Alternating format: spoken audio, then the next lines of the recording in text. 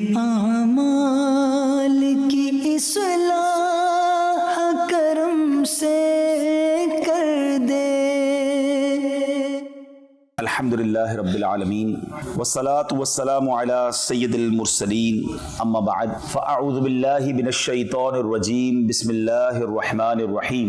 پڑھیے الصلاة والسلام علیک یا رسول اللہ وعلی آلک واصحابک یا حبیب اللہ۔ الصلاة والسلام علیک یا نبی اللہ وعلی آلک واصحابک یا نور اللہ۔ درود پاک پڑھنے کے بے شمار فضائل و برکات ہیں۔ مصطفیٰ جان رحمت، شمع بزم ہدایت صلی اللہ تعالی علیہ وسلم کا بڑا ہی خوبصورت فرمان عالی شان ہے۔ میرے آقا فرماتے ہیں من صلی علی عشرا صلی اللہ علیہ مئتا۔ میرے آقا فرماتے ہیں جس نے مجھ پر 10 بار درود پاک بھیجے، اللہ کریم اس پر 100 رحمتیں نازل فرماتا ہے۔ اور آگے فرمایا ومن صلی علی مئتا صلی اللہ علیہ الفا۔ جو مجھ پر 100 بار درود پاک بھیجے، اللہ کریم اس پر 1000 رحمتیں نازل فرمائے گا۔ ومن زاد صبابتا وشوقا کنت لہو شفیعا وشہیدا یوم القیامہ۔ اور جو شوق و محبت کے ساتھ اس میں اور زیادتی کرے تو قیامت کے دن میں اس کا شفیع اور گواہ ہوں گا۔ تو درود پاک نبی پاک علیہ السلام کی شفاعت لینے کے لیے رحمتیں اور برکتیں ہماری لائف میں ہمارے ساتھ رہیں، اگر آپ چاہتے ہیں تو چلتے پھرتے اٹھتے بیٹھتے درود پاک پڑھتے رہا کریں۔ یہاں میں ایک مشورہ دوں گا آپ کو۔ آج کل ہم جب گھر سے نکلتے ہیں ہمارے پاکٹ میں کچھ چیزیں بڑی ضروری ہیں۔ موٹر سائیکل ہے یا گاڑی ہے تو اس کی چابی ضروری ہے، شاید زندگی کی سب سے اہم نیڈ موبائل تو بالکل ضروری ہے، اس کے بعد پرس وغیرہ ہوتا ہے اور چیزیں ہوتی ہیں۔ آپ اپنے جیب میں ایک التزام کر لیں، ایک کمپلسری چیز کا اضافہ کر لیں، وہ تسبیح ہے۔ تسبیح کے بغیر آپ گھر سے نہ نکلیں۔ اور یقین کریں خاص طور پہ جو کاؤنٹر کی تسبیح ہوتی ہے، اگر وہ ہے پلاسٹک کی، اب تو بہت چھوٹی سی آ جاتی ہے، وہ اگر آپ اپنے ہاتھ میں رکھیں، جب بھی تسبیح آپ کے ہاتھ میں ہوگی نا، آپ اس کو نوٹ کریں، آپ پڑھنا شروع کر دیں گے۔ قبلہ شیخ طریقت امیر اہل سنت بڑی پیاری بات فرماتے ہیں کہ تسبیح جو ہے وہ زبان کی لگام ہے۔ آپ اپنے ہاتھ میں تسبیح لیں، آٹومیٹکلی فضول باتیں ختم ہو جائیں گی، اللہ رسول کا ذکر شروع ہو جائے گا۔ تو اگر یہ عادت بنا لینا، تو آپ تو ویسے ینگسٹر ہیں، آپ حساب کتاب کے میتھمیٹکس کے ماہر ہوتے ہیں، تو اگر آپ کو پورے دن میں بہت ساری ہزاروں لاکھوں نیکیاں مل سکیں اور جس کے لیے بہت بڑی ایفرٹ بھی نہ کرنی پڑے، تو پھر کیوں نہ ہم یہ نیکیاں کمایا کریں۔ میں ایک ایگزامپل دیتا ہوں۔ اگر میں آپ سب سے ایک بات کہوں کہ ہم سارے مل کر اپنی ساری ویلتھ کو، ساری دولت کو جمع کرتے ہیں، کیا اس کے بعد ہم اتنی پاور یا اتنی ویلتھ حاصل کر پائیں گے کہ ہم جنت میں درخت خرید سکیں؟ If anybody have a power to buy a tree in heaven، اگر ہم سب اپنی ویلتھ ملا لیں تب بھی ہم اس قابل نہیں ہو سکتے۔ ایسا ہی ہے نا، nobody have power to buy، مگر اللہ کے نبی علیہ السلام کے سچے وعدے ہیں کہ جو ایک بار سبحان اللہ کہے اس کے لیے جنت میں درخت لگا دیا جاتا ہے، ایک بار الحمدللہ کہے جنت میں درخت لگ جاتا ہے، ایک بار اللہ اکبر کہے جنت میں درخت لگ جاتا ہے۔ within seconds we can buy tree in heaven without spending any penny۔ 1 روپیہ خرچ کیے بغیر ہم سیکنڈز کے اندر جنت میں درخت گویا خرید سکتے ہیں، اور وہ ہے اللہ کا ذکر، درود پاک، کلمہ طیبہ کا ورد۔ تو اپنی زندگی میں ان باتوں کو انوالو رکھیے، اور اس سے آپ دنیا میں بھی برکتیں پائیں گے، آخرت کی برکتیں بھی پائیں گے۔ ایک بار محبت کے ساتھ بآواز بلند درود پاک پڑھ لیجئے، صلو علی الحبیب صلی اللہ تعالی علی محمد صلی اللہ علیہ وسلم۔ نارملی جو ینگسٹر ہوتا ہے، انسان کی زندگی کا سب سے پیک ٹائم جو ہے نا، وہ اس کی جوانی ہوتی ہے۔ بچپن سے جوانی تک پہنچنے کا ایک عمل ہوتا ہے، اور ایک وقت آتا ہے کہ جوانی سے پھر بندہ بڑھاپے کی طرف جاتا ہے۔ یہ ایک گویا پورا سرکل ہے کہ ایک بچہ جو ہے وہ رینگنا سیکھتا ہے، پھر اٹھتا ہے، پھر چلتا ہے، پھر دوڑتا ہے، پھر جوان ہو جاتا ہے۔ اور وقت آتا ہے کہ آہستہ آہستہ پھر گویا وہ ویل چیئر پہ آتا ہے، چلنا بھی مشکل ہو جاتا ہے اور پھر انسان دنیا سے چلا جاتا ہے. یہ تو نارمل لائف کی بات ہے، ورنہ تو جوانی میں بھی جس کا وقت پورا ہو جائے وہ لوگ چلے جاتے ہیں. تو اب جب بندہ جوان ہوتا ہے نا تو یہ انسان کی زندگی کا پیک ٹائم ہے، اسی میں اس نے کچھ کرنا ہے اپنی دنیا کے لیے بھی اور اپنی آخرت کے لیے بھی. یعنی زندگی کے بڑے فیصلے، زندگی کے بڑے ٹارگٹس، بڑے گول اگر سیٹ کیے جاتے ہیں تو وہ یہی لائف ٹائم کا مین ٹائم ہوتا ہے. مگر انفارچونیٹلی ہمارے یہاں یہ ماحول بنتا جا رہا ہے کہ جوانی کو اللہ کی ناراضی میں گزارا جاتا ہے. ایک محاورہ مشہور کر دیا ہے کہ جوانی کے دن تو عیش کرنے کے ہوتے ہیں. جوانی تو جناب جوانی تو مزے کرنے کے دن ہیں. جوانی یقیناً مزے کرنے کے دن ہیں، یقیناً انجوائے کرنے کے دن ہیں، لیکن ہم نے اپنی انجوائمنٹ کو، اپنے مزے کو اللہ کی نافرمانی والے کاموں میں تلاش کر لیا ہے اور ہمیں لگتا ہے وہی مزہ ہے. ایسا نہیں ہے. جس کو اللہ کے ذکر کا مزہ مل جائے، جس کو نمازوں کا لطف مل جائے، جس کو تلاوت قرآن کی چاشنی مل جائے تو وہ واقعی اسے انجوائے کر رہا ہوتا ہے، وہ اپنی زندگی کے حسین دن گزار رہا ہوتا ہے. یقیناً آپ نے اپنی دنیا کے معاملات کو بھی سیٹل ڈاؤن کرنا ہے، لیکن یہاں بھی یہ بات ذہن نشین رہے کہ ہمیں چاہے کاروبار کریں، چاہے جاب کریں، چاہے اسٹڈی کریں، چاہے زندگی کے گول سیٹ کریں، ہم نے سب سے پہلے یہ ریئلائز کرنا ہے کہ کہیں یہ کام اللہ کو ناراض تو نہیں کر دے گا، کیونکہ خالق وہی ہے، مالک وہی ہے. اچھا، جب نوجوان بیٹھتے ہیں تو ایک ڈسکشن کافی ہوتی ہے کہ یار سکسیسفل کون ہے، کامیاب کون ہے، کون لائف کامیاب گزار رہا ہے، کیسی جوانی گزاروں کہ پھر اگلی لائف بڑی آسانی سے گزرے، سکسیسفل لائف کیسے ملے گی. آج میں قرآن پاک کی چند آیتیں آپ کے سامنے پیش کروں گا. یہ کون طے کرے گا کہ کون کامیاب ہے؟ آپ کریں گے، میں کروں گا، یا وہ طے کرے گا جس نے اس کائنات کو بنایا ہے، جس نے مجھے بنایا ہے، جس نے آپ کو بنایا ہے. وہ رب بتائے گا نا کہ کامیاب کون ہے. تو آئیے آج قرآن ہی سے پوچھتے ہیں کہ اے رب کے پیارے کلام، تو ہمیں بتا کہ ہم کامیاب ہونا چاہتے ہیں، ہم سکسیسفل رہنا چاہتے ہیں in the life here and hereafter, زندگی میں بھی اور مرنے کے بعد کی جو زندگی ہے ہم اس میں بھی کامیاب رہنا چاہتے ہیں. کیونکہ کچھ لوگ سمجھتے ہیں پیسے والا کامیاب ہے، کوئی کہتا ہے نہیں جناب طاقت والا کامیاب ہے، کوئی کہتا ہے جو خوبصورت ہے وہ کامیاب ہے، کوئی کہتا ہے جو مشہور ہے وہ کامیاب ہے. ہم انہی ڈسکشنز میں کھو جاتے ہیں. تو سمپل فارمولا یہ ہے کہ قرآن سے ہی پوچھ لیتے ہیں کہ اے خالق و مالک کے کلام، تو ہمیں بتا کہ کون کامیاب ہے. پارہ 18 ہے. میں چاہوں گا آپ سب سے کہ میں تو آج مختصر اس کی قرآن کی چند آیتوں کی تلاوت کروں گا، ترجمہ بتاؤں گا، تفسیر بتاؤں گا، مگر آپ خود بھی گھر جا کے پڑھیے گا، اس کو نوٹ کر لیں. 18 پارے کی صرف شروع کی میں 10-11 آیتیں پڑھوں گا، اور ان 10-11 آیتوں میں اللہ کریم نے ہمیں سب بتا دیا کہ کامیاب کون ہے، کامیاب کون ہے اور کیوں ہے، ان کی اوصاف کیا ہیں، ان کی کیٹیگریز کیا ہیں. اور اس کے بعد رب کریم نے اس کا ریوارڈ بھی بتا دیا. ایک بندہ کہتا ہے نا یار اتنا محنت کروں گا تو ملے گا کیا بھائی، کورس کروا رہے ہو مجھے، آپ اتنا ٹائم میرا اسپینڈ کروا رہے ہو، اینڈ آف دی ڈے مجھے اس کا بینیفٹ کیا ہوگا. اللہ کریم نے کامیاب لوگوں کے اوصاف بھی بیان کیے اور ان کو ملنا کیا ہے وہ بھی بتا دیا ہے. اب اس کی آپ کی مرضی ہے کہ ریوارڈ سامنے رکھ کے ہم کیوں کرتے ہیں مہنگے کورسز، کیوں اتنی پڑھائی کرتے ہیں. نظر آ رہا ہوتا ہے ڈاکٹر بن گیا تو اتنی سیلری ہوگی، انجینئر بن گیا تو اتنی ہوگی، چارٹرڈ اکاؤنٹنٹ بن گیا تو اتنی ہوگی، اور کورسز کر لوں گا، مزید ایک ڈپلوما لے لوں گا تو یہاں یہ میرا فائدہ ہوگا. انسان بینیفٹ پر نظر رکھ کر اسٹرگل کرتا ہے. آج میں آپ کو دنیا کے کسی بندے کی طرف سے یہ نہیں بتا رہا کہ یہ کرو گے تو یہ ملے گا. میں خالق و مالک کے قرآن سے آپ کو بتانے جا رہا ہوں کہ یہ کرو گے تو سنو ملے گا کیا.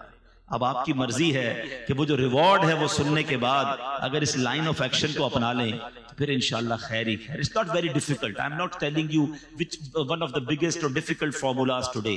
Just I recite only 10 آیات in front of you. 10 آیتیں ہیں، سمپل ہے، کوئی مشکل نہیں ہے. اگر واقعی غور کر لیں تو چند باتیں اللہ نے فرمائی ہیں، اس کو پورا کر لیں تو کامیاب ہو جانے ہیں. اور اللہ کے نزدیک جو کامیاب ہوا اصل کامیابی وہی ہے. ایک بات یاد رکھنا، مجھے میرے کولیگز کہیں، مجھے میرے فرینڈز کہیں، میرے رشتہ دار کہیں کہ بڑا کامیاب آدمی ہے، اور اللہ کی بارگاہ میں اگر کامیاب نہیں ہوں، وہ مجھ سے ناراض ہے، تو اس کامیابی کا کوئی فائدہ نہیں ہے. اور جس کو رب فرما دے نا یہ کامیاب ہے، اللہ کے حبیب فرما دے یہ کامیاب ہے. ہمیشہ یاد رکھنا، جس سے رب راضی اس سے سب راضی.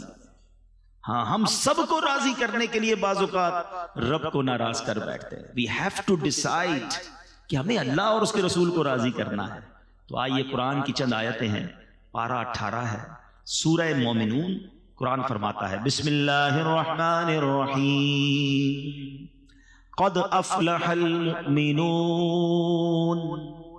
پہلی آیت اللہ فرماتا ہے بے شک ایمان والے کامیاب ہو گئے. کامیاب کون ہے؟ ایمان والا. اے اللہ تیرا شکر ہم ایمان والے ہیں. کتنی بڑی نعمت ہے ایمان. ہم ایمان والے ہیں. یہ فرسٹ کنڈیشن کو ہم نے اچیو کر لی ہے وداؤٹ اینی ڈیفیکلٹی اور وداؤٹ اینی اس کو آپ کا اسٹرگل. اللہ نے مہربانی کیسی کی کہ ہم کسی کافر کے گھر میں پیدا نہیں ہوئے. آنکھ کھولی تو ماں باپ مسلمان تھے. یہ اللہ کی مہربانی ہے. ہم میں سے کسی نے دعا تھوڑی کی تھی پیدا ہونے سے پہلے یا اللہ جب بھی پیدا کیجیے مسلمان گھرانے میں پیدا کرنا.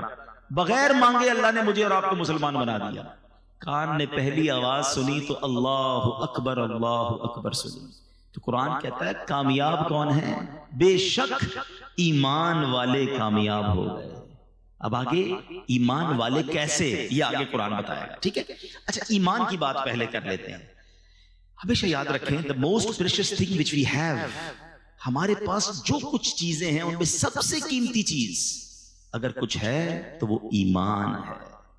ایمان نہیں تو کچھ بھی نہیں. یہ ہمیشہ یاد رکھیے گا. آپ جب تک ایمان کی ویلیو کو فیل نہیں کریں گے آپ اس کی سیکیورٹی کی فیل نہیں کریں گے. میں مثال دیتا ہوں. آپ میں سے ہم میں سے کسی کے پاس پرانی موٹر سائیکل ہو جہاں چاہے کھڑی کر دیتا ہے.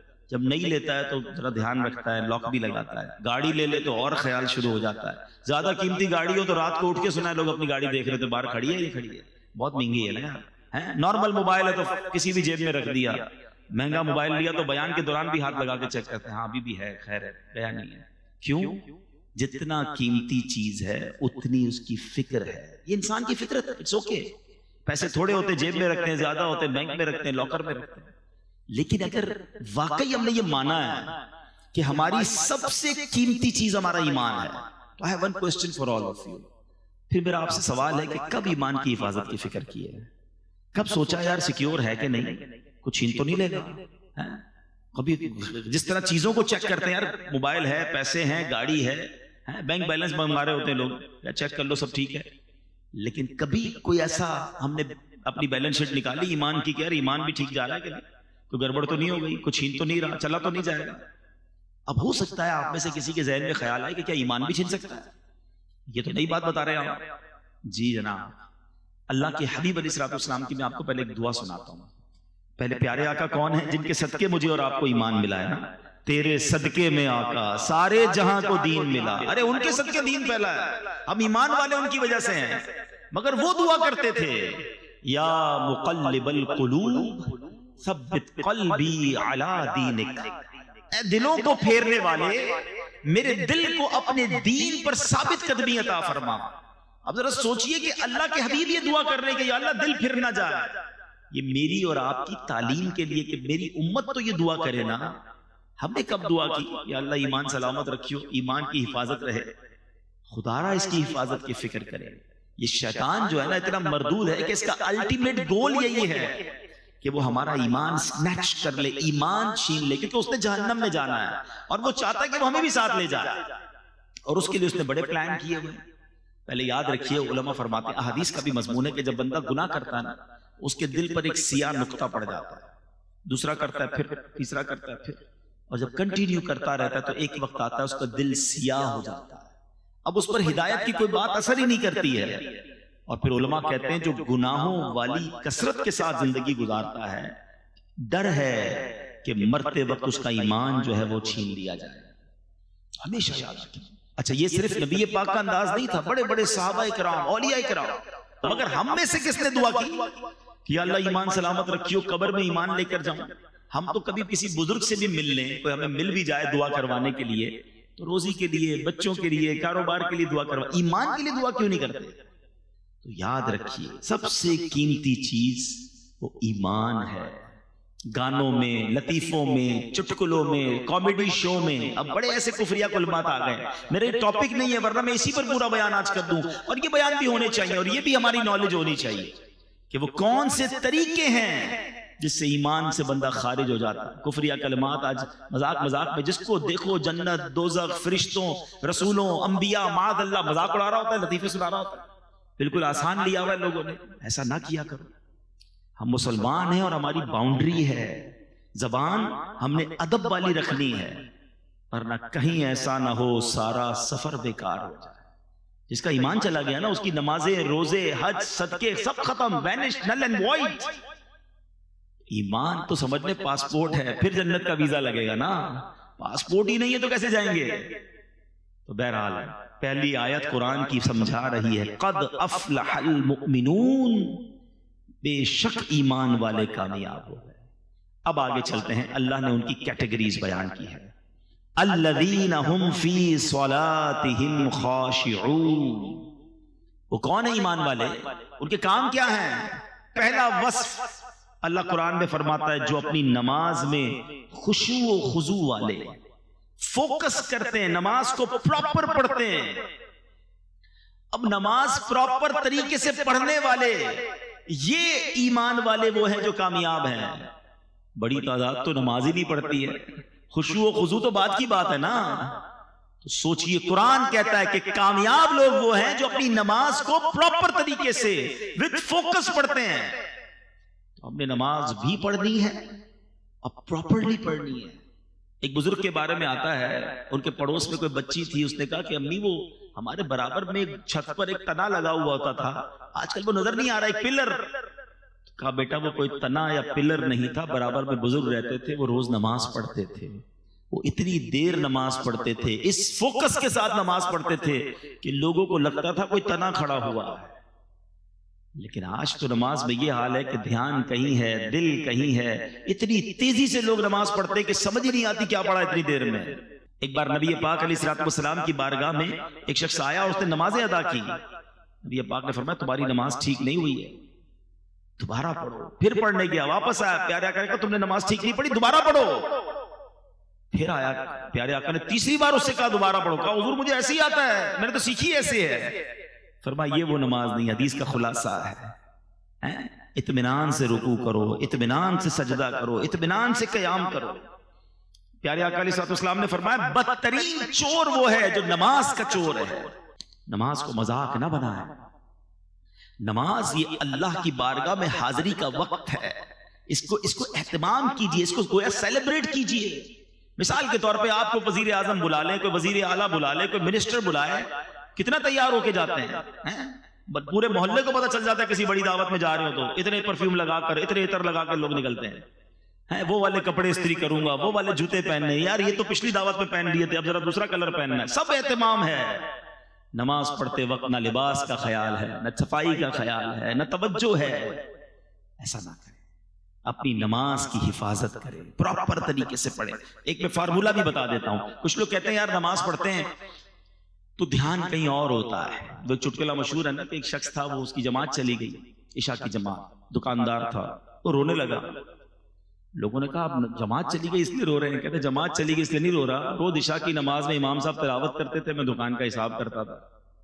اب امام صاحب نے نماز تو پڑھا دیا, مجھے خود اپنی نماز بھی پڑھنی پڑے گی, الگ سے حساب بھی کرنا پڑے گا. تو مسئلہ یہ کہ نماز میں سارے خیالات آتے ہیں. تو اس کی وجہ یہ ہے کہ ہم نماز کے مطلب کو نہیں سمجھتے. اگر نماز میں جو ہم تلاوت کرتے ہیں نا اس کو ترجمے سے پڑھ لینا ایک بار. میں اس کا ایک مشورہ دیتا ہوں جو چاہتے ہیں کہ نماز میں دھیان نہ بٹے. ایک فارمولہ یہ ہے کہ آپ 30واں پارہ, قرآن پاک کا 30واں پارہ اور سورہ فاتحہ, اس کو پراپر ترجمے اور تفسیر سے 2-3 بار پڑھ لیں. میں آپ کو مشورہ بھی دے دیتا ہوں, تفسیر قرآن صراط الجنان, یہ موبائل فون پر بھی موجود ہے, انٹرنیٹ پر اس کی اپلیکیشن بھی موجود ہے, ڈاؤن لوڈ کر لیں, منگوا لیں. 2-3 بار پڑھ لیں 30واں پارہ. آپ یقین کریں آپ کی زندگی مزیدار ہو جائے گی, کیونکہ نارملی امام صاحب 30ویں پارے سے کوئی نہ کوئی سورت تلاوت کر رہے ہوتے ہیں. اب جب وہ سورہ فاتحہ پڑھیں گے نا تو آپ کو پتہ چل جائے گا بات کیا ہو رہی ہے. اب جب وہ آخری پارے کی کوئی آیت تلاوت کریں گے آپ کو اندازہ ہو جائے گا کہ قبر کا ذکر ہے, حشر کا ذکر ہے, نعمتوں کا ذکر ہے, جنتوں کی بات. واللہ میں آپ کو دل کی بات بتاؤں کہ جو قرآن کو سمجھتے ہیں نا, اچھا قاری تلاوت جب کر رہا ہوتا ہے نا تو دل نہیں چاہتا امام صاحب رکوع میں جائیں, جی چاہتا ہے اللہ کی اور باتیں سنائیں. کلام اللہ کو کیا سمجھتے ہو؟ یہ اللہ کا کلام ہے. تو کلام اللہ کو ایک بار ترجمہ تفسیر سے پڑھ لیں، کم از کم ایٹ لیسٹ 30 پارہ پڑھ لیں تو آپ فوکس ہونا نماز میں شروع ہو جائیں گے۔ آگے چلتے ہیں، 3rd آیت آگے فرمایا وَالَّذِينَ هُمْ عَنِ اللَّغْوِ مُعْرِضُونَ، اور وہ جو فضول بات سے منہ پھیرنے والے ہیں۔ اب یہ سیکنڈ لسٹ بہت لمبی نہیں ہے، آپ کو آج فوکس کر کے بیان سنیں، یار وہ چیک لسٹ بنا لیتا ہوں کہ وہ کون سی چیزیں ہیں جو کمپلیٹ کرنے پر ریوارڈ کا اعلان ہے وہ مجھے مل جائے، اور اللہ کریم نے جن لوگوں کو کامیاب کہا میں ان کامیاب لوگوں میں شامل ہو جاؤں۔ ٹھیک ہے، سیکنڈ لسٹ کیا فرمایا؟ وہ لوگ جو فضول بات سے منہ پھیرنے والے ہیں۔ احادیث میں کیا خوبصورت حدیث ہے کہ پیارے آقا فرماتے ہیں آدمی کے اسلام کی اچھائی میں سے یہ ہے کہ وہ لا یعنی چیز چھوڑ دے، یعنی جو چیز کارآمد نہ ہو اس میں نہ پڑے، زبان، دل اور دیگر اعضاء کو بیکار باتوں کی طرف متوجہ ہی نہ۔ کیوں مجھے اس گلی میں جانا ہے؟ اس گلی کا پتہ کیوں پوچھنا ہے؟ جانا ہی نہیں ہے، ساری رات بیٹھے ہیں، فضول باتیں ہو رہی ہیں۔ اچھا، ان فضول باتوں میں غیبتیں بھی ہو رہی ہیں، بدگمانیاں ہو رہی ہیں۔ ذرا سوچیں، میرے پاس زندگی کو میں نے اتنا سستا کیوں سمجھا ہوا ہے کہ جناب میرے گھنٹوں صرف گپ شپ میں نکل جائیں گے؟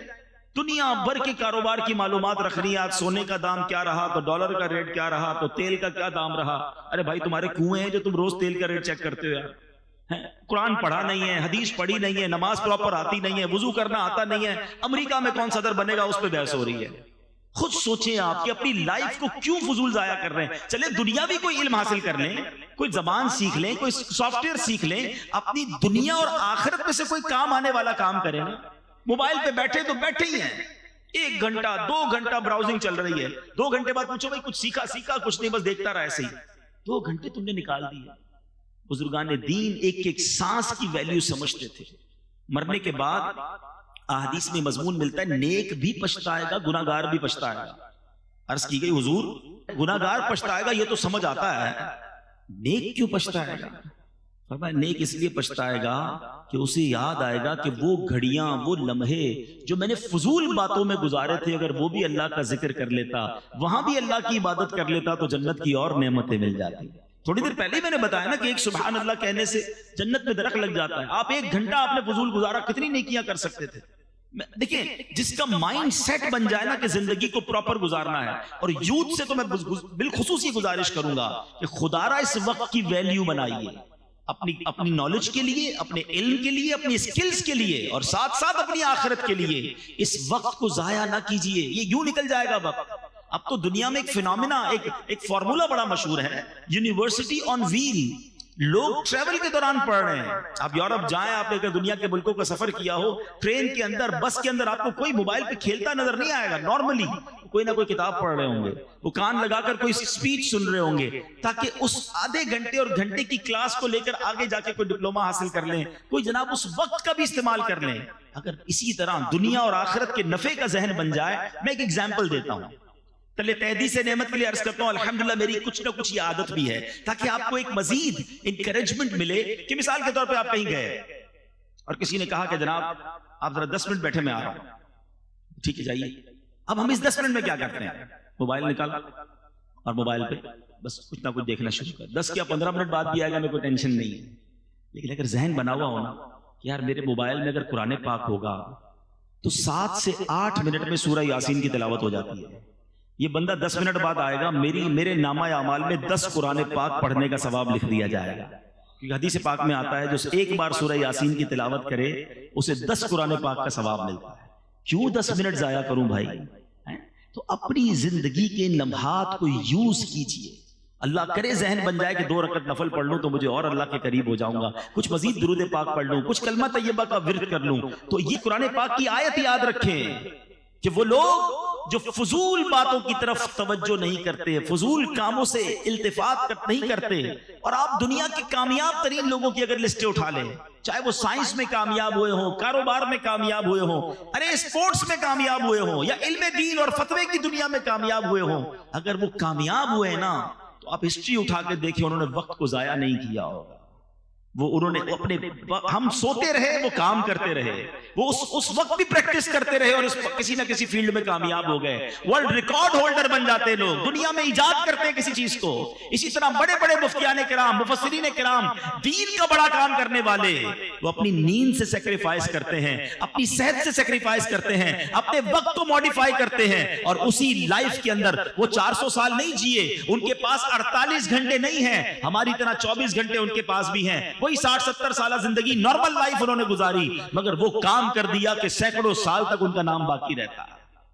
وہ شاعر کہتے ہیں نا، مسافر شب کو اٹھتے ہیں جو جانا دور ہوتا ہے، جس کو بڑا کام کرنا ہے نا وہ فضول کام نہیں کرتا، جس کو کرنا ہی کچھ نہیں ہے۔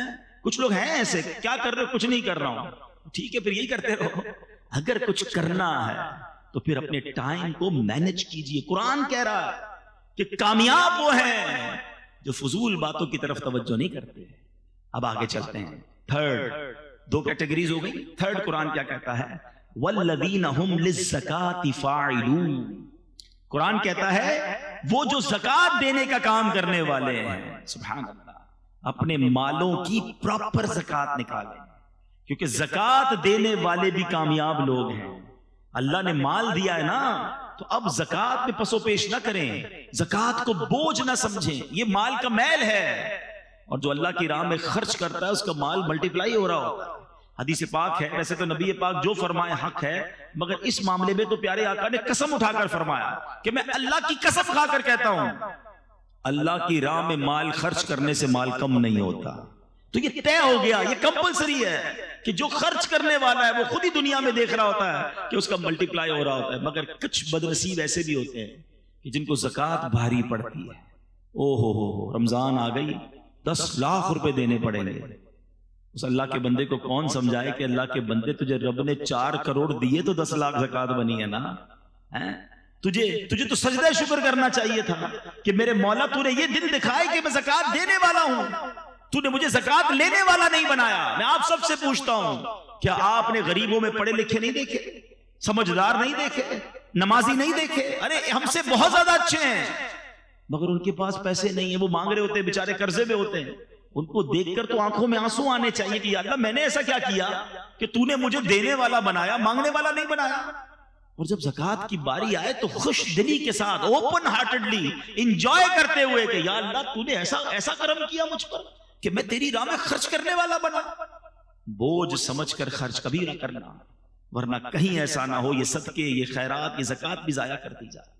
اچھا پھر زکوٰۃ اور صدقہ دیں مگر کسی کا دل نہ دکھائیں، احسان نہ جتائیں۔ قرآن ہی کہتا ہے یا ایھا الذین آمنوا لا تبطلوا صدقاتکم بالمن والاذی، اے ایمان والو اپنے صدقے ضائع نہ کرو۔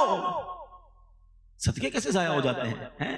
پیسے دیے، اکاؤنٹ میں گئے، سلپ بھی آئی، اب کیسے ضائع ہو گیا؟ فرمایا احسان جتا کر اور تکلیف پہنچا کر۔ کچھ بدنصیب ایسے ہوتے ہیں، چندہ دیتے ہیں، مدد کرتے ہیں، قرضہ دیتے ہیں، ہیلپ کرتے ہیں، پھر اسے یاد بھی دلا رہے ہو، یاد ہے نا قرضہ دیا تھا تیرے کو، بھول تو نہیں گیا؟ نوکری میں نے لگائی تھی، میرے پاس آیا تھا پھٹے چپل پہن کر، آج کدھر پہنچ گیا ہے؟ یاد ہے نا سٹارٹ میں نے کروایا تھا۔ توبہ توبہ توبہ، اس لیے دیا تھا کہ احسان جتانا ہے۔ سارے صدقے باطل، ڈیلیٹڈ، قرآن کہہ رہا ہے، اور اس سے تو الٹا گناہ بھی ہو رہا ہے، اس کی دل آزاری بھی ہو رہی ہے۔ کبھی کسی کو یہ نہ کہنا، اگر کسی کو دیا ہے نا تو اس نیت سے دینا یا اللہ تیری مہربانی تو نے مجھے اس قابل بنایا۔ سچی بات پتہ ہے کیا؟ ہم سے جو ڈونیشن لے کر جاتے ہیں اصل مہربانی تو ان کی ہے، ہمارے مال کا میل لے کے جا رہے ہیں، پراپر جگہ پر لگ رہا ہے، مہربانی تو ان کی ہے، ہم ان پر احسان کیا کر رہے ہیں؟ تو کبھی بھی اپنی زکوٰۃ کو، اپنے ڈونیشن کو اپنے اوپر بوجھ نہ سمجھے، اس کو انجوائے کریں، شکر ادا کریں اور اسے ادا کریں، کیونکہ قرآن جن کامیاب لوگوں کی فہرست بیان کر رہا ہے اس میں ایک کیٹیگری وہ ہے جو زکوٰۃ ادا کرنے والے ہیں۔ پوری دیجئے۔ اچھا یہ بھی بڑا مسئلہ ہے، زکوٰۃ دیتے ہیں لم سم نکال دی، نہیں جناب حساب کرے نا پراپر۔ اچھا خود حساب کیسے کر لیتے بھیا؟ اپنے ٹیکس ریٹرن خود فائل کرتے ہیں، کیوں وکیل ہائر کیا ہے؟ خود ہی فائل کر لیا کرے نا ہر سال۔ نہیں یار وہ ذرا ایکسپرٹ ہے نا، صحیح بتاتا ہے، کوئی غلطی نہ ہو جائے، غلط ہو گئی تو پھر FBR کا نوٹس آ جائے گا۔ ٹیکس ریٹرن کے لیے وکیل چاہیے، زکوٰۃ خود ہی فائل کر دینی ہے، خود ہی حساب کر لینا۔ ایک بار کسی عالم دین سے مشورہ کر لینا کہ حضرت سونا اتنا ہے، پیسے اتنے ہیں، پراپرٹی اتنی ہے، کاروبار میں پیسے اتنے لگے ہوئے، مجھے بتا دیں میرے مال کا میل نکل جائے، کوئی رہ نہ جائے، اور تھوڑی زیادہ نکال دیا کرو۔ لیکن کوئی نہ کوئی اصل بات وہی ہے، دل اتنا گرفتار ہوتا ہے بعض اوقات مال کی محبت میں کہ بندہ راستہ ڈھونڈ رہا ہوتا ہے کدھر سے زکوٰۃ کم ہو جائے۔ ارے تم راستہ ڈھونڈ لو گے، اللہ تو دیکھ رہا ہے نا۔ یار یہ پراپرٹی کرائے پہ دے دو تاکہ یہ کرائے پہ چلی گئی نا تو اس کی زکات نہیں جائے گی، یہ فلاں کو دے دو، یہ بیوی کو دے دو، یہ اس کو دے دو، زکات سے نکل جائے گی، تم نکال لو گے، نہیں دو۔ اللہ تو دیکھ رہا ہے کہ یہ بندہ کوشش کیا کر رہا ہے کہ کہیں سے زکات کم ہو جائے۔ مزہ یہ ہے کہ بندہ بولے یار زکات بھی دوں، صدقہ بھی دوں، کوئی اور کام نیکی کا اور لے جاؤ مجھ سے۔ اچھا، یہ ڈونیشن دیتے وقت یہ واقعی بڑا اہم پوائنٹ ہے۔ انسان ہے، ہم سارے انسان ہیں، مال کی محبت ہمارے اندر بلٹن ہے، اسی لیے اس کے اجر، اس کے ثواب بڑے قرار دیے گئے۔ آپ اگر چاہتے ہیں نا کہ آپ کا مال انشورڈ ہو جائے، لوگ پوچھتے رہتے ہیں یار انشورنس کروانی چاہیے نہیں کروانی چاہیے، آؤ میں آپ کو ایک بڑی پیاری مدنی انشورنس بتاتا ہوں۔ اللہ کے حبیب علیہ السلام فرماتے ہیں کہ رب فرماتا، حدیث قدسی ہے جس کا مضمون ہے، اے ابن آدم اپنا مال میرے پاس جمع کروا دے۔ کمیٹی بی سی ڈالتے ہیں نا، آؤ میں آپ کو بتاتا ہوں کیسی بی سی ہے۔ اللہ فرماتا ہے اے ابن آدم اپنا مال میرے پاس جمع کروا دے، نہ جلے گا، نہ ڈوبے گا، نہ چوری ہوگا، میں تجھے اس وقت لوٹاؤں گا جس وقت تجھے ضرورت ہوگی۔ یعنی یہ مال میرے اکاؤنٹ میں چلا گیا، اللہ کی حفاظت میں چلا گیا، کم بھی نہیں ہو سکتا، جل بھی نہیں سکتا، کوئی لوٹ بھی نہیں سکتا۔ اور قیامت کے دن جب ایک ایک نیکی کے لیے بندہ ہاتھ پھیلا رہا ہوگا نا، اللہ فرماتا ہے میں تجھے اس وقت لوٹاؤں گا۔ ایک اور حدیث پاک ہے جس کا مضمون ہے کہ جب بندہ صدقہ کرتا ہے نا، خرچ کرتا ہے اللہ کی راہ میں، فرمائیے اس کے ہاتھ سے نکل کر اللہ کے دستے قدرت میں چلا جاتا ہے۔ اللہ تمہارے صدقوں کو اس طرح پالتا ہے جس طرح تم اپنے جانور کے بچے کو پالتے ہو۔ فرمایا بندہ کھجور صدقہ کرے گا، قیامت کے دن پہاڑ جتنا اجر دیکھے گا، عرض کرے گا مولا میں نے تو کھجور دی تھی۔ فرمایا حدیث کا خلاصہ یہ ہے کہ اللہ اپنے کرم سے اس کھجور کو پہاڑ جتنا بنا دے گا۔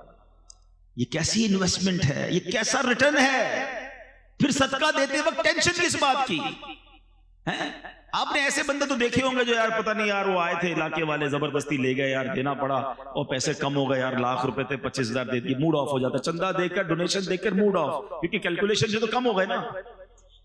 ایسا کوئی دیکھا ہے بندہ جو آ کر کے یار جیب میں 50,000 تھے یار، بڑا افسوس ہوا، آتے آتے بینک میں اپنے اکاؤنٹ میں ڈلوا کر آیا۔ آپ کہیں گے ٹینشن کس بات کی یار، تیرا ہی اکاؤنٹ تھا نا، آپ کے اکاؤنٹ میں گئے، ٹینشن کیوں ہے؟ اگر جس دن یہ مائنڈ سیٹ بن گیا نا کہ یہ جیب سے نکل کر میرے ہی اکاؤنٹ میں گئے ہیں تو دینے کا کبھی ٹینشن نہیں ہوگا۔ آپ کو مزہ آ رہا ہوگا یار تھوڑے اور ڈال دوں آخرت کے اکاؤنٹ میں، تھوڑے آج کمائے زیادہ ہے تھوڑے اور ڈال دوں۔ لوگ کہتے ہیں نہیں نہیں بھائی زکات دے دیے اگلے سال آنا، ہاں روک لیتے ہیں یار۔ جب اللہ دینے میں نہیں روک رہا تو تم خرچ کرنے میں کیوں روک رہے ہو؟ اسے حدیث پاک کا مضمون ہے گن گن کر خرچ نہ کرو ورنہ وہ رب کریم بھی تمہیں گن گن کر عطا فرمائے گا۔ جب وہ دیے جا رہا ہے نا تو آپ بھی اللہ کی راہ میں خرچ کرتے رہا کریں۔ تو بہرحال قرآن نے کامیاب لوگوں کی فہرست میں جو کیٹیگری بیان کی وہ لوگ جو زکات دینے والے ہیں۔ آگے چلتے ہیں، اللہ فرماتا ہے والذین هم لفروجہم حافظون الا علی ازواجہم او ما ملکت ایمانہم فانہم غیر ملومین۔ اب یہ دو آیتیں میں نے ایک ساتھ پڑھ دی ہیں، ٹاپک ایک ہی ہے، اگلی فورتھ کیٹیگری آ رہی ہے۔ اللہ فرماتا ہے اور وہ جو اپنی شرم گاہوں کی حفاظت کرنے والے ہیں مگر اپنی بیویوں یا شرعی باندیوں پر جو ان کے ہاتھ کی ملک ہیں پس بے شک ان پر کوئی ملامت نہیں ہے۔ جو اپنی پرائیویٹ پارٹس کی حفاظت کرنے والے ہیں اور جو جائز طریقے ہیں وہاں سے اپنی شہوات کو پورا کرتے ہیں، ناجائز نہیں جاتے، یہ وہ کامیاب لوگ ہیں جن کی قرآن فہرست بیان کر رہا ہے۔ آگے ایک اور آیت پڑھ دیتا ہوں پھر ایک ساتھ اس ٹاپک کو تھوڑا سا ڈسکس کر لیتے ہیں۔ اللہ فرماتا ہے فَمَنِ ابْتَغَىٰ وَرَاءَ ذَلِكَ فَأُولَٰئِكَ هُمُ الْعَادُونَ، اور تو جو ان کے سوا کچھ اور چاہے تو وہی حد سے بڑھنے والے ہیں، یعنی ان لمیٹیشنز کو جو کراس کرتا ہے کسی اور طریقے سے اپنی خواہشات کو پورا کرتا ہے، فرمایا وہ حد سے بڑھنے والے ہیں۔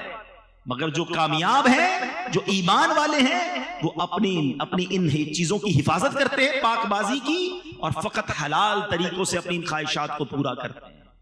جس کی ڈیٹیل بیان کی قرآن نے کہ ان کی ازواج ہیں، ان کی بیویاں ہیں، اس کے علاوہ وہ کہیں اور نہیں جاتے۔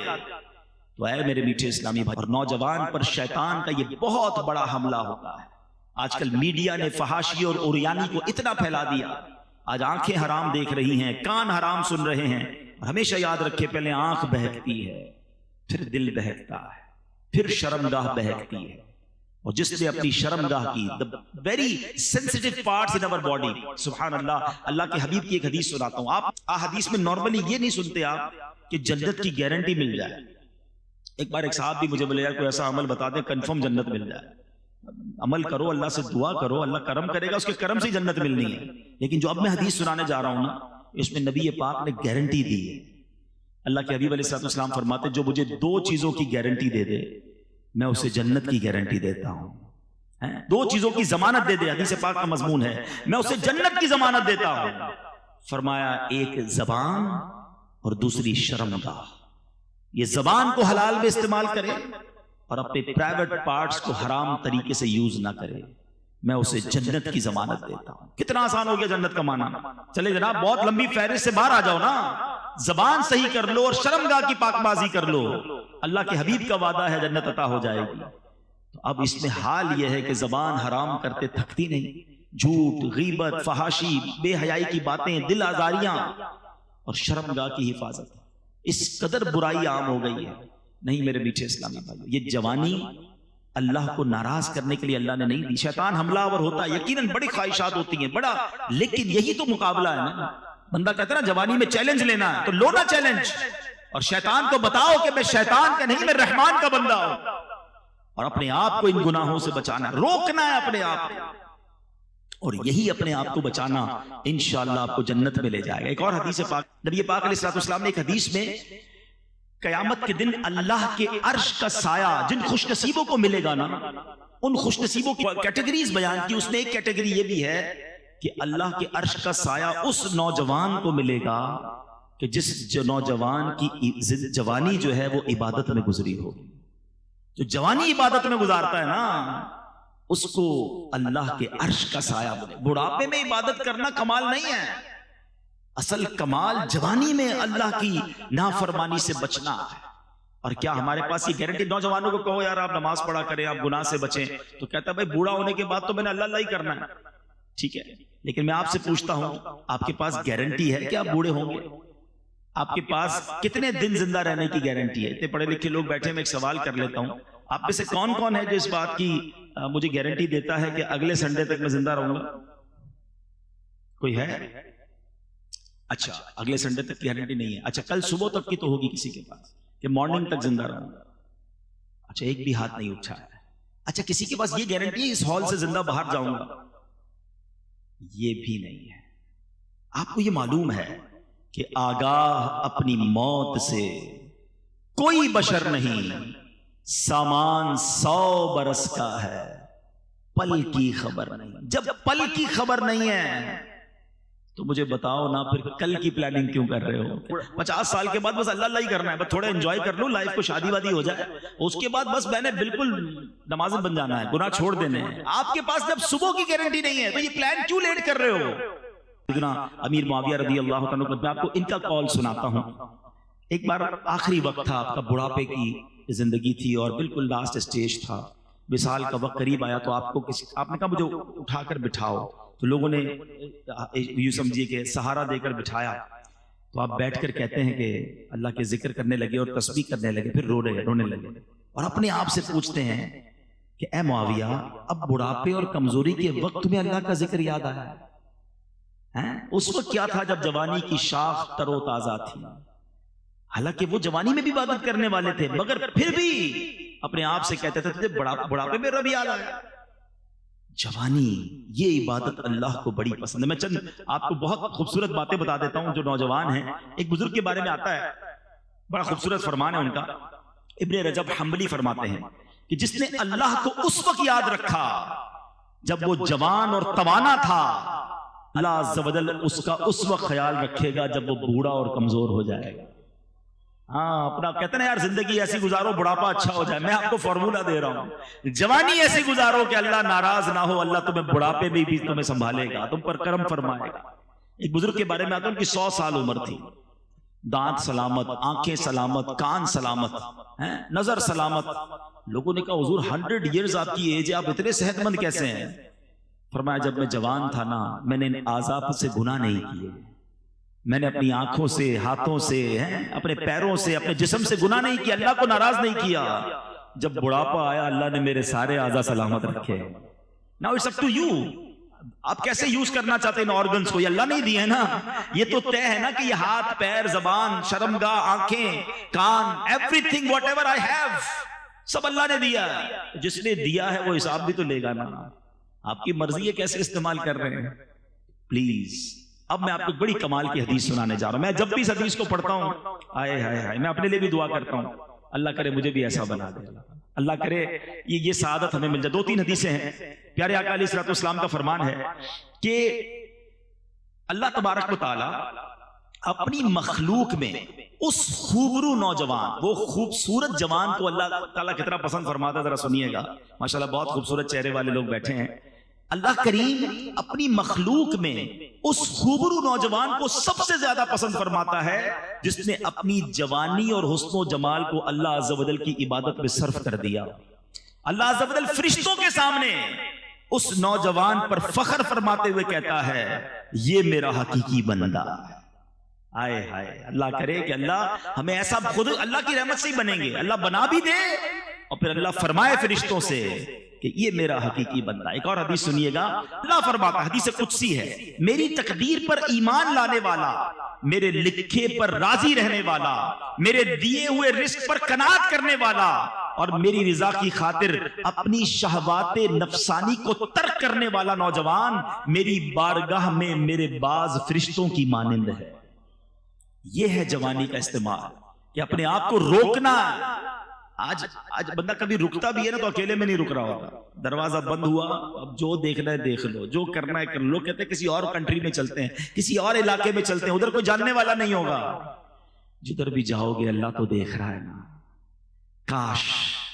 کاش گناہ کرتے وقت دل میں یہ نقش ہو جائے کہ جو میں کر رہا ہوں وہ رب دیکھ رہا ہے۔ ایک اور بڑا درد ہے مجھے، نوجوان بیٹھے ہیں، کہ آج ایک اور کہانی یہ بن گئی ہے کہ ہماری ہر سیلیبریشن، ہماری ہر خوشی جو ہے اس میں ہم اللہ کو ناراض کر رہے ہیں۔ یہ ہے کتنی عجیب بات۔ دنیا میں آپ کو کوئی گفٹ دے، آپ کیا کہتے ہیں؟ تھینک یو، بڑی مہربانی، جزاک اللہ۔ اچھا گفٹ دے، بندہ کہتا ہے اس کو تو کبھی بھی ناراض نہیں کروں گا، بڑا خیال رکھتا ہے۔ اللہ نے کروڑوں گفٹ دیے مجھے اور آپ کو، آنکھیں دی، ناک دی، کان دیے، زبان دی، گونگا نہیں بنایا، بہرا نہیں بنایا، ہاتھ والا بنایا، پیر والا بنایا، مال دیا، گھر دیا، عزت دی، اچھا پھر خوشی دی۔ جو اللہ خوشی دینے والا ہے، مثال کے طور پہ کسی کے یہاں بچہ پیدا ہوا، بچے پیدا ہونے کی خوشی میں پارٹی کریں گے، اس پارٹی میں کیا کریں گے؟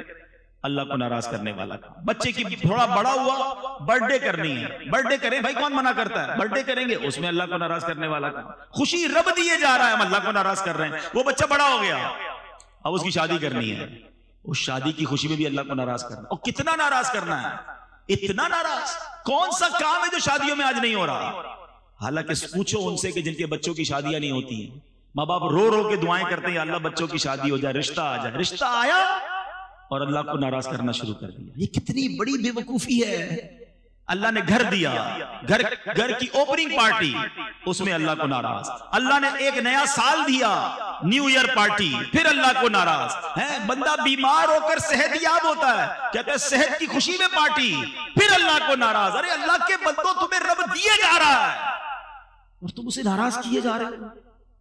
پھر کہتے ہیں ہماری نعمتیں چلی جاتی ہیں، بچوں کی شادی میں لاکھوں کروڑوں خرچ کیے، تھوڑے عرصے بعد بہو گھر پہ آ گئی یا بیٹی گھر پہ آ گئی، طلاق لے کر رشتہ ٹوٹ گیا، بڑی ناراضگی۔ اچھا شادی ہو گئی تو ان کے یہاں اولاد نہیں ہو رہی، کیا کرے؟ ارے تم نے اس شادی میں اللہ کو ناراض کتنا کیا تھا، کبھی سوچا؟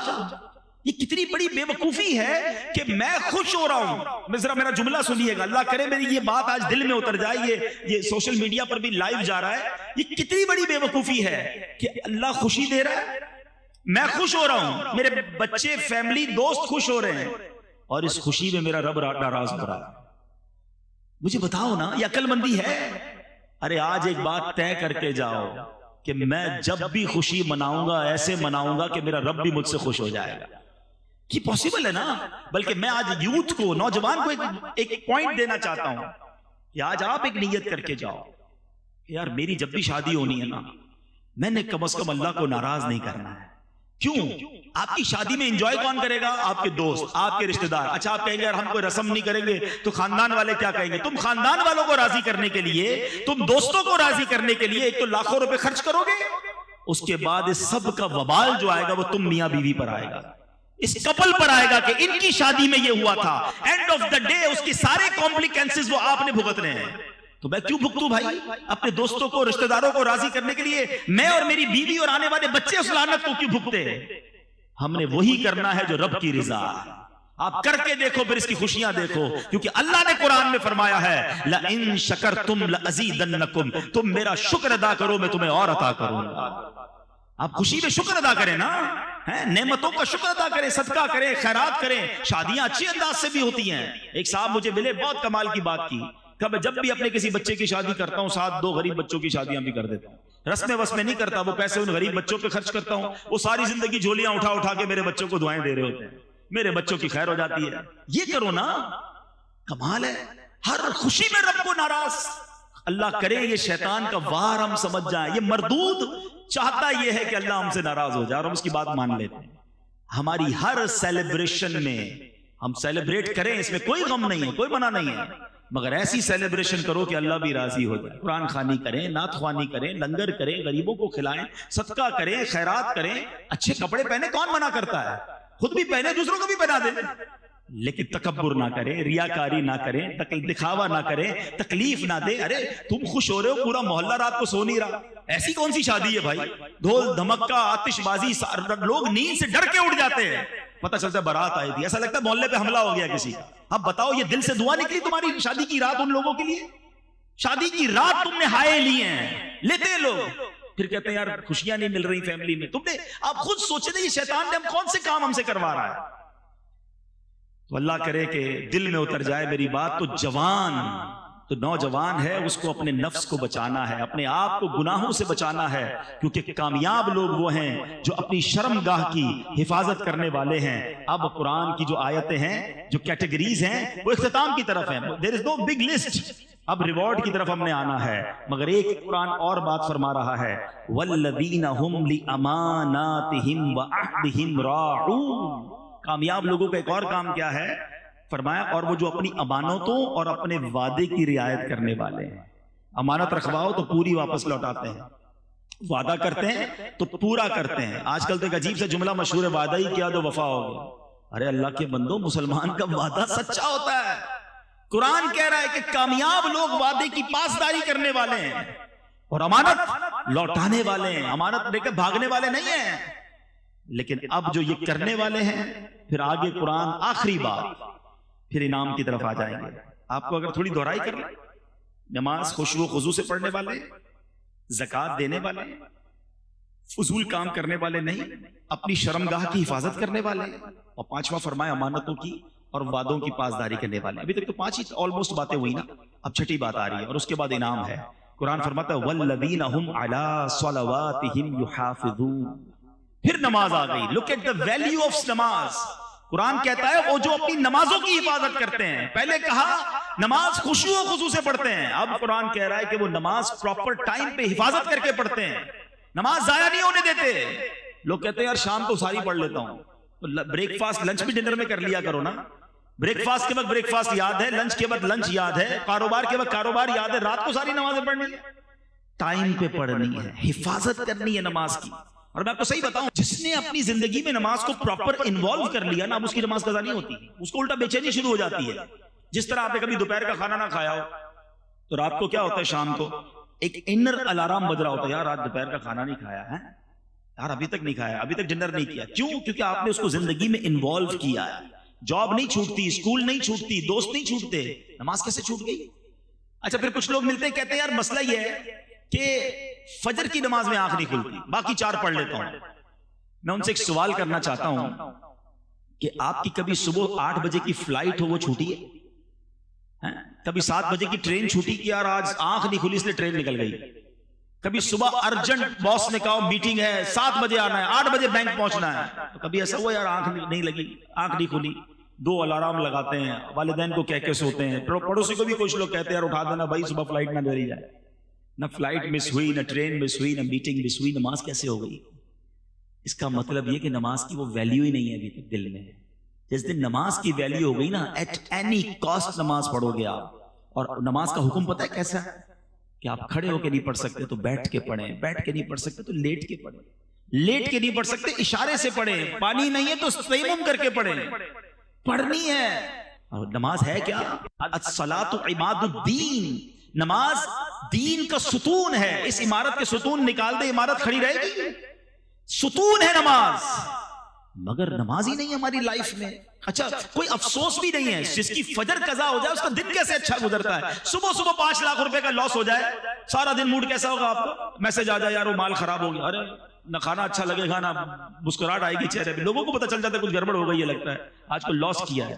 نماز قضا ہو گئی، ہنستے ہنستے اٹھتے ہیں، ظہر چلی گئی، عصر چلی گئی، مغرب چلی گئی، دھڑا دھڑ نمازیں جا رہی ہیں۔ مسلمان بے نمازی کیسے ہو سکتا ہے؟ نماز دین کا ستون ہے، نماز جنت کی کنجی ہے، نماز میرے آقا علیہ الصلوۃ والسلام کی آنکھوں کی ٹھنڈک ہے، اور نمازی کو سب سے بڑا انعام یہ ملے گا کہ اللہ کا بروز قیامت اسے دیدار کروایا جائے گا۔ اور جب بے نمازی ہوتا ہے، آپ اور میں جہاں رہتے ہیں ہمارا گھر پہ نام لکھا ہوتا ہے، گھر کے باہر نیم پلیٹ، ایک حدیث سنو اللہ کرے عبرت ملے۔ حدیث پاک کا مضمون ہے کہ جو بے نمازی ہوتا ہے نا، جو ایک نماز جان بوجھ کر قضا کر دے، اس کا نام جہنم کے اس دروازے پر لکھ دیا جاتا ہے جس سے وہ اندر داخل ہوگا۔ نبی پاک نے دونوں ہاتھ ملا کر بتایا، یہ ہاتھ ملا کر فرمایا جب بے نمازی قبر میں جائے گا نا، اس کو قبر ایسے دبائے گی کہ پسلیاں ٹوٹ پھوٹ کر ایک دوسرے میں پیوست ہو جائیں گی۔ تو نماز قضا نہیں ہونی چاہیے، پلیز آج نیت کر کے جاؤ کہ آج کے بعد ہماری کوئی نماز قضا نہیں ہوگی۔ آپ نماز پڑھیں، نماز آپ کی ساری مشکلیں آسان کر دے گی، نماز روزی میں برکت لاتی ہے، نماز بیماریوں کو دور کرتی ہے، نماز آپ کے برڈن ریلیز کر دے گی۔ جو پڑھتے نماز ان سے پوچھو وضو کرنے کے بعد ایسا لگتا ہے بندہ ری سٹارٹ ہو گیا ہے، ریفریش ہو گیا ہے، ایک نئی زندگی کو اب دوبارہ ملتی ہے۔ تو نماز پڑھنے کی پراپر عادت ڈالیں۔ تو یہ 6 یا 7 چیزیں ہوئی۔ Now come towards the reward. اللہ اکبر، انعام سنو، مزے کو بھی مزہ آ جائے گا۔ اللہ قرآن میں فرماتا ہے اولئک ھم الوارثون، یہی لوگ وارث ہیں۔ کس کے وارث ہیں؟ الذین یرثون الفردوس ہم فیہا خالدون۔ قرآن کہتا ہے یہ فردوس کی میراث پائیں گے اور وہ اس میں ہمیشہ رہیں گے۔ جنت بھی کون سی والی؟ جنت الفردوس۔ جنت الفردوس کیا ہے پہلے یہ سنو۔ اللہ کے حبیب علیہ الصلوۃ والسلام فرماتے ہیں کہ حضرت معاذ بن جبل رضی اللہ تعالی عنہ حدیث کے راوی ہیں کہ پیارے آقا علیہ الصلوۃ والسلام نے فرمایا جنت میں 100 درجے ہیں، 2 درجوں کے درمیان اتنی مسافت ہے جتنی آسمان اور زمین کے درمیان ہے۔ فردوس سب سے اعلیٰ اور درمیانی جنت ہے، اور اس کے اوپر رحمان عز و جل کا عرش ہے، اس سے جنت کی نہریں نکلتی ہیں۔ جب تم اللہ تعالیٰ سے سوال کیا کرو تو جنت الفردوس کا سوال کیا کرو۔ لہٰذا ہر مسلمان کو چاہیے کہ جب اللہ سے جنت مانگے جنت الفردوس ہی کی دعا کرے۔ اگر اللہ تعالیٰ نے اپنے فضل و کرم سے وہ دعا قبول کر لی تو آقا فرماتے ہیں آخرت میں ملنے والی وہ سب سے عظیم نعمت ہے۔ ہم تو دعا مانگیں گے نا، قرآن تو کہہ رہا ہے یہ وارث ہیں، گارنٹیڈ۔ اولئک ھم الوارثون، یہی لوگ وارث ہیں۔ کس چیز کے؟ الذین یرثون الفردوس، فردوس کے وارث ہیں۔ اور کتنے ٹائم کے لیے جائیں گے؟ امریکہ جاتے ہو، یورپ جاتے ہو، ترکی جاتے ہو، پلیجر ٹرپ پہ جاتے ہو، 5 دن 7 دن 30 ڈیز، اس کے بعد تو واپسی ہے نا۔ زندگی میں بھی آئے، مزے کیے تو بھی 10 15 20 50 سال۔ جنت میں جو گیا ہم فیہا خالدون، there is no expiry date، always، ہمیشہ ہمیشہ کے لیے جنت میں چلے جائیں گے۔ تو کتنی لمبی لسٹ تو نہیں ہے کہ سورہ مومنون کی آج میں نے تقریباً 11 صرف آیت تلاوت کی ہیں، اور یہی میرا بیان تھا کہ کامیاب لوگ کون ہیں۔ قرآن کے ذریعے بیان کرنے کی کوشش کی کہ یہ لوگ کامیاب ہیں اور ان کے یہ کام ہیں، 6-7 کام بتائے ہیں قرآن نے۔ کیا ہم یہ نہیں کر سکتے؟ تو آج نیت کر کے جائیں کہ انشاءاللہ اس راستے پر چلنا شروع کر دیں گے تاکہ رب مجھے فرمائے میں کامیاب ہوں، اللہ فرمائے کہ یہ جنت کا وارث ہے اور یہ جنت الفردوس میں داخل ہوگا، پھر تو ہمارے وارے نیارے ہو جائیں گے۔ اللہ کریم ہمیں قرآن پڑھنے، اس پر عمل کرنے کی توفیق عطا فرمائے، اور ان گناہوں والی زندگی سے رب کریم ہمیں محفوظ فرمائے۔ میرے اعمال کی اصلاح کرم سے